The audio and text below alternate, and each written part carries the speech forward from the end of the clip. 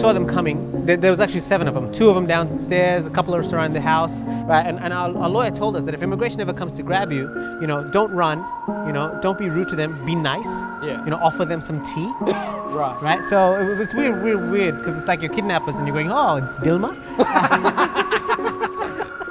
Umit Bali is not your average stand-up comedian. He tours the country and he's been doing it for about a decade, but for 15 years, Umit lived with a secret. He was an illegal immigrant, constantly lying to even relatives about where he lived, dodging immigration, all in fear of being deported. So my name is Umit. It's Turkish. I'm Indian. My mother has a sense of humor.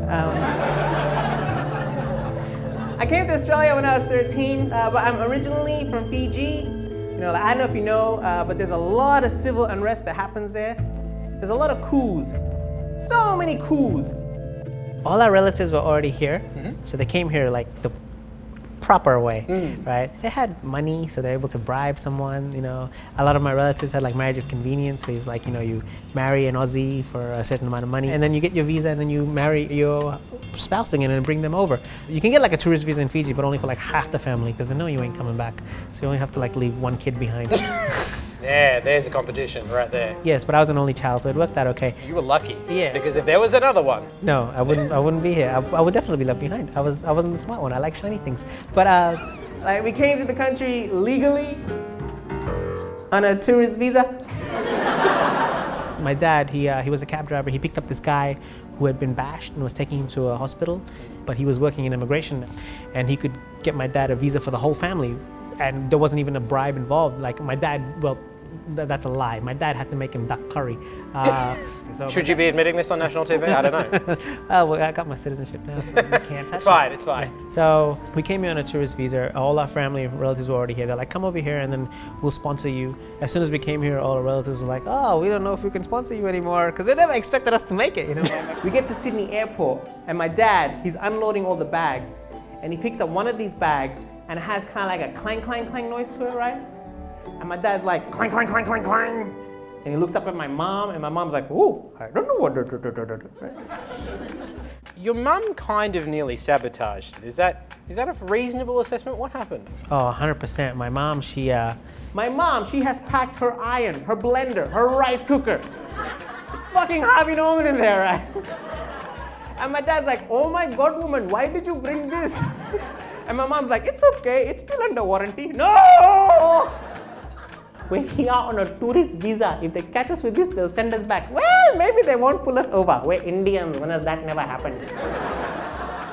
Customs guy starts checking all the bags, right? Doesn't look inside, just sticks his hand right in, and then his face just turns really white, which was cool because it's already white. And then the customs guy, he pulls his hand out, and his hand is covered in chutney. One of the chutney bottles we brought over had like broken open and spilled everywhere, right? And the customs guy's like, oh, you Indians, just go.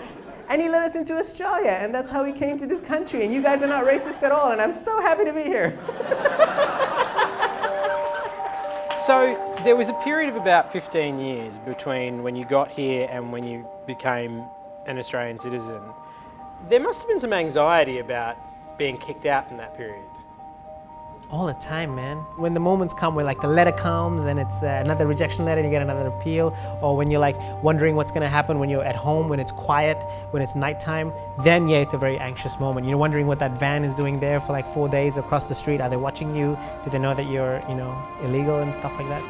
How many times did you move house? 9 times in 10 years. Wow. Every time someone come over, I'd be like, all right, we might have to move now. So I didn't have a lot of friends, because if you dob someone in, you get like a $2,000 reward back then. That's a lot. It is, but you get really good at like understanding how things move through a door. Like you're like 3D Tetris. Australia Day is a day when all immigrants get together and celebrate double time at work. When you started to do comedy, correct me if I'm wrong here, but did you get offered to do a spot on a Channel 7 kids show? Yeah, I did. Big Arvo on Channel 7. They were looking for young comedians, but at that time I didn't have my visa. And I remember telling my mom about it, and my mom was like, no, you should, we got the government looking for us. It's a bad idea. I'm like, it's all right, it'll be okay.